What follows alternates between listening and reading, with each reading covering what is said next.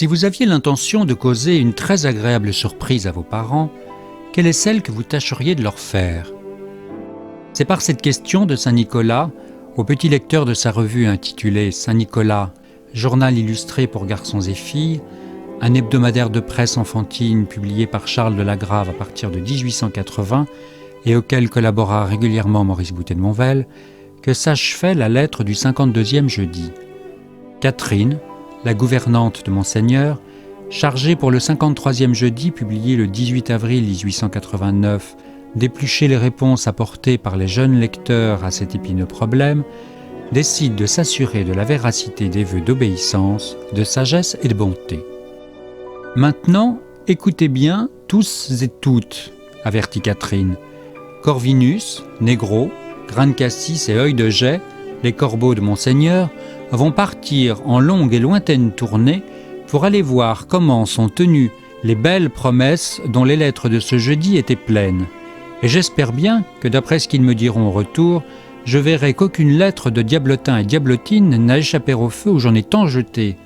Pour moi, j'ai, comme on dit, joué bon jeu, bon argent.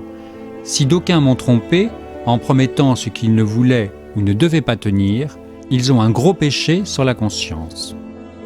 C'est l'envol de ces corbeaux, dispersés par la gouvernante de Saint-Nicolas et chaussés de besicles pour mieux observer si chacun de ses enfants tiendra ses engagements, que représente ce dernier dessin de l'article, entièrement illustré de la main de Maurice Boutet de Monvel. Le peintre, qui avait reçu une solide formation académique, mais avait depuis 1881 choisi de consacrer l'essentiel de son art à des enfants dont il fut le premier à percevoir les besoins d'illustration traduisant leur univers propre,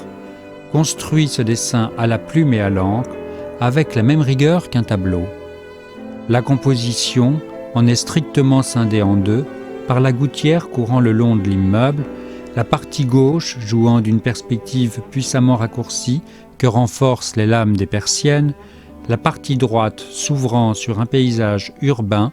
constitué d'aplats horizontaux dont l'opposition entre traits de plume plus ou moins denses et réserve permet seule de percevoir les différents plans, en l'absence de perspective, à la manière d'une estampe japonaise. À la fenêtre de Saint-Nicolas, à côté de laquelle danse une petite cordelette s'achevant par un anneau, le bras tendu de Catherine, dans un mouvement donnant leur impulsion à la volée de corbeaux, comme pour leur dire « Allez-vous-en », les disperse en croix de Saint-André aux 4 points cardinaux.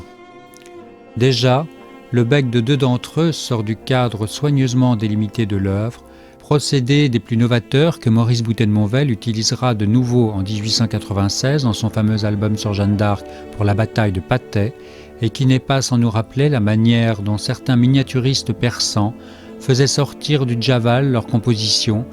afin de la libérer des contraintes du seul espace d'invraisemblance réservé au monde de l'illustration pour entrer dans un monde plus sensible. La perfection du dessin de Maurice Boutet de Monvel, sa modernité, l'intemporalité de son trait comme sa légèreté pour partie rendue nécessaire par son impression en bois de boue, une technique permettant un tirage à de très nombreux exemplaires pour la presse, mais rendant la reproduction moins lisible que les originaux, mais aussi l'inspiration très nettement symboliste d'une œuvre qu'imprègne l'univers magique, irrationnel et merveilleux de l'enfance, valurent à son auteur, en 1899, l'honneur d'un important accrochage au cimès du Palais de la Sécession viennoise pour une exposition consacrée au graphisme européen, dans laquelle figura justement ce dessin.